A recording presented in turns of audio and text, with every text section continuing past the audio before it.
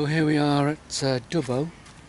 We've not been here for 27 years or something, Jim?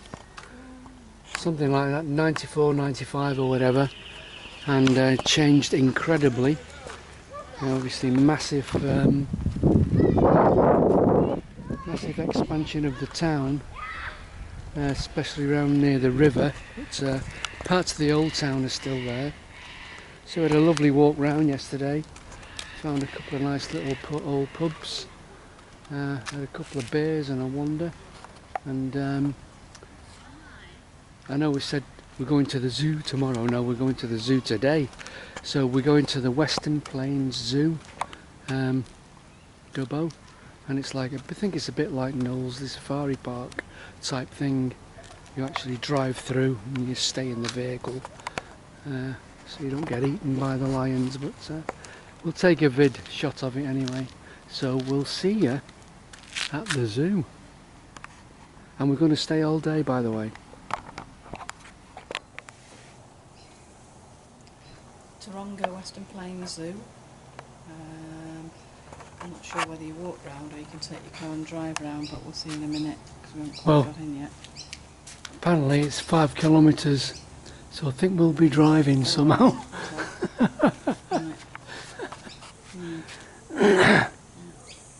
So I think you need to take your car, or you go on a bike so the lions can eat you, or you go in a golf buggy.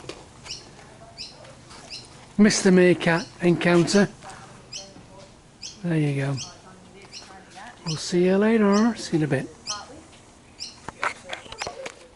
So the cats that are Mia. How you doing, kids? What a hard life, eh? What a hard life. Sleeping in your bed? Well, it's a bit hot today for you, isn't it? You need to be in the shade, kids. Hey? Who's been digging? Oh yeah. No spiders or beetles, eh? Or have you eaten them all? Apparently we've got a couple of rhinos over the back here, so we'll see you babies later. Don't burn yourselves out, whatever you do, alright? Catch you later. So here we've got the African black rhino. It's mummy and baby. Mum's got the baby in the shade. We just missed them walking actually, but they've just come along this track here. And bit of shade. Kids exhausted, I don't blame them, so am I. It's about 40 degrees, but there you go. So not a great deal of activity because of the temperature. Plus it's the afternoon, and apparently you should be here in the morning to see them active, because in the afternoon with the heat, it's too much for them. The hordes come in the afternoon, and that's definitely too much for me. Okay, well we'll catch you at the next station. So 3 striped horses in the distance, or zebras or whatever they are. Giraffes are way over in the distance, we have to drive around to them. But, not a great deal for them to eat in that paddock, I would imagine. They must drop a bale of hay in or something every day, or whatever goodies they eat. Yeah, very, very dry at the moment. So giraffes next stop, I think. This is a bongo. Umbongo. They drink it in the Congo. Someone's got a bit of paint on him and striped him up a bit, make him look a bit more fast. But he's not doing a great deal today. Got a bit of new fodder in his trough, but yeah. There's only the one in here by the look of it. So we're moving on, giraffes next, I think. See ya, bongo. So these are white rhinos. One with his backside to us, and in the distance there's another mother and baby white ones. Apparently they have a really good breeding program here in Australia, because there's no poaching, in Australia yet, thank goodness, but apparently there's 1,000 rhinos are killed every day for their, sorry, not every day, 1,000 a year for the horn. Whatever you Chinese people are doing with the horns, it must be bloody good stuff. There he is, big lad. And apparently they do get quite a few babies every year from this zoo, and then they obviously ship them off to Africa so they can get slaughtered for the horns. There you go. Nice environment for them here anyway, but it's bloody hot. See you on the next one. So we're over with the cheetahs. The two of them in the little tunnel there because it is so hot. I'm not going. Probably doesn't catch this very well because it's a 120-degree angle lens. But cheetah, yeah, the fastest. I think it's top speed 60 mile an hour and 0 to 60 in 3 seconds. Beat that with your Tesla Elon Musk. But yeah, hot for them today. There's Judy just catching up. So there's only the two of them in here and they've been fed and they're just sleeping it off. See you later, cheetahs. So there's one Asian elephant there, just having a wander round, and there's another one just cocked his leg over there in the distance. These are Asian elephants, and there isn't a great deal of these left in the world, and they reckon in 10 years, if they don't keep the numbers up, they will be gone in 10 years. Again, through poaching obviously for the ivory. But I don't think the Chinese use the ivory for anything. It's just the valuable ivory, whatever they make chess pieces out of it or whatever. I don't know what's going on there, but crazy people. It's just shooting as well, isn't it? Anyway, here he comes, a lovely lad. You can tell they're Asians, and they've only got teeny ears. Very pretty. Nice little paddock they've got, and again another breeding program going on. So they do ship them out. Nice if they had some water. Got plenty of water there. Yeah. They do ship them out for them to get poached, obviously, when they're old enough. Sad race that we are. You what, Jew? Oh, they're separated. Normally they're herds. They are, I don't know, yeah. Maybe the pair of them have been fighting. Don't know. But anyway, there he goes. We'll catch you later, little one. Difficult to catch, but right in the centre of the frame, Sumatran tiger. Again, another highly endangered species. Obviously, you can't beat a bit of ground tiger tooth or whatever the Chinese kill them for, but there we go. But he's got a better enclosure, quite a bit of shade. I don't know if it's just him or her, whoever they may be. But yeah, beautiful beast. Not sure about a breeding program here, I don't know. We never asked, but certainly a safe haven for him or her. But see you, Mr. Sumatran tiger. Catch you later. Sumatran. So, okay, we're heading into the fire. We're hoping we're going to be ahead of it. New highway's closed. We're trying to get to Narrabri. We may end up turning back. Looks pretty grim. We did see a vehicle coming the other way, and it wasn't on fire, so we should be alright. Well, we don't know yet. The new highway is closed in both directions, yeah, a bit shame. Tried to phone the campsite up where we're staying in Narrabri, no answer. Hopefully it's not burnt. Yes, the Bilgara Nature Reserve and Duck Creek that are copying it. So let's hope all little animals get out safely.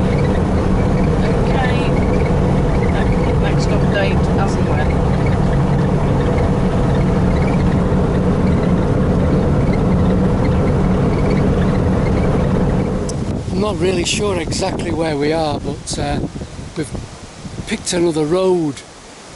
We've come off the Newell Highway on our way to Glen Innes, and we've made an incredible amount of altitude in a short time. The flat plains over there are where we've come from, and now I don't know what the altitude is, but I think we're getting close to the highest point. But we've only seen one other car as well, so pretty remote, but absolutely stunning. A nice gentle breeze, which is quite cooling. It was 41 yesterday, and hopefully we'll soon be on the highest point and be rolling down the other side on our way to Glen Innes, away from the forest fires. Hopefully non-starting up. And we'll catch you later. You just couldn't believe the difference in the transition of whatever's going on in this country, Australia. We've just come off the flatlands, bleached, hard desert, 40 degrees, and we're now in a rainforest, about halfway between Glen Innes and Grafton. It is a long drive, it's about 5 kilometres off the main road. I don't think we'd have come this far had we have known, because we've also had to come down a very deep ravine as well, so probably struggled to get back up a little bit, but yeah, very cool, not a breath of wind, such rich foliage. Yeah, it's absolutely stunning. And an hour ago, you know, you would have been parched and not a blade of grass anywhere, just everything just seared by the sun. Yeah, what a lovely spot. And few clouds in the sky, but yeah. So I don't know what Grafton's going to be like. It could be a similar type of environment, but when we get there we'll take a video and we'll let you know. See you later. So we're how was it, Ju? 800 metres from where we've just parked and down, obviously down through the forest a bit, and this is like a little pool where the stream turns the corner. Obviously more than a stream at certain times of the year. Looking at the size of the boulders that have been washed down. But wow, yeah, you could go for a swim in here. And there's some massive, they're obviously some kind of frog.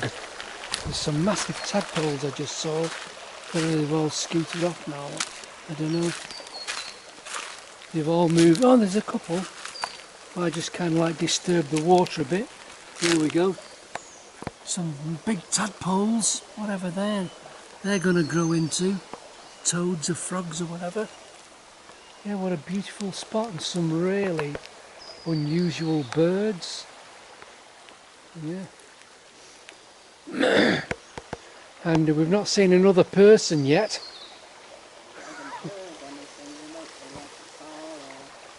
We did see one car though, didn't we? One car, but yeah, after an hour, but yeah. Anyway, bit of a walk back to the truck, but off we go. We'll catch you in a short while. Say bye-bye. Bye-bye.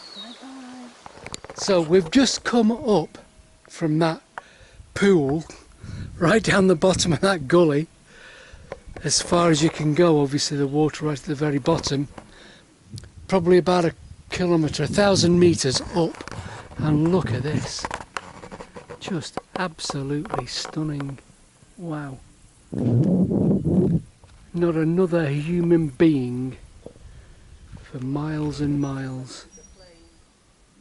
You what, Ju? All I can hear of humans is a plane. Oh, we can hear an aeroplane. That's what you call a rainforest. Beautiful. These granite boulders are incredible as well. Some really unusual shapes. and it has been raining here. You can just see a bit of water in that top of that granite lump. Got to look out for the mozzies. The other three goes at you. Make sure they get a good vein, you know, to suck on. Little buggers. Well, you will refuse to wear mozzie protection. Beautiful. Could we climb up to that ridge? Not in Crocs, probably. There we go. Right, we'll catch you later. Moving on to Grafton, is it, June? Yeah. Grafton, next stop. Pulmara Hotel. Pulmara Hotel, nice. Best beer garden in the state. Yeah, the best beer garden, and we're up for that. And we've got an hour before the sun is over the yard arm, so we should make it just for opening time. So we'll catch you in a short while, folks. Bye bye. So I've just pulled up to let a road train pass before it drives over the top of us. And it's a lookout point here. We're obviously now losing altitude, trying to get down to the tablelands down there. Deafened by the cicada beetles.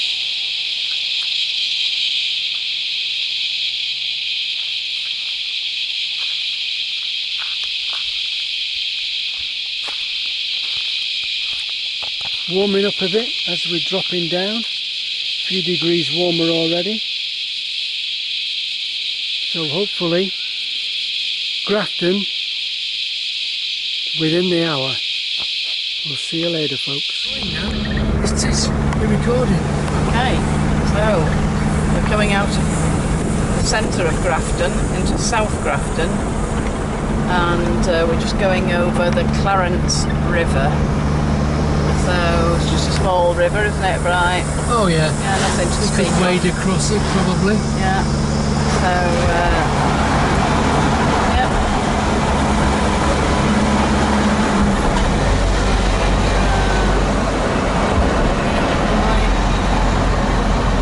Yikes. Don't go through there, whatever you do.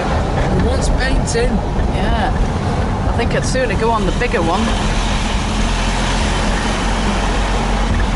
So, yeah, just a small river then. Apparently there are 3 rivers that join here. So, I think this section elevates just this one section here. oh, it used to maybe, perhaps. Used to, yeah. Yikes. Yeah. A bit rusty now. Yeah. Anyway, that's it. Very exciting. Right. Obviously we're on the river, and midges are biting. There's the Crown Robinson Hotel. We're just about to try a beer. There's Macduff and the Chuff.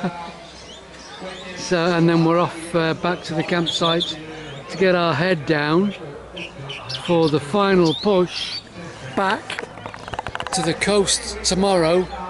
Byron Bay a few nights before we push on up to the Gold Coast for Christmas. So we'll catch you in a short while. See you later, folks.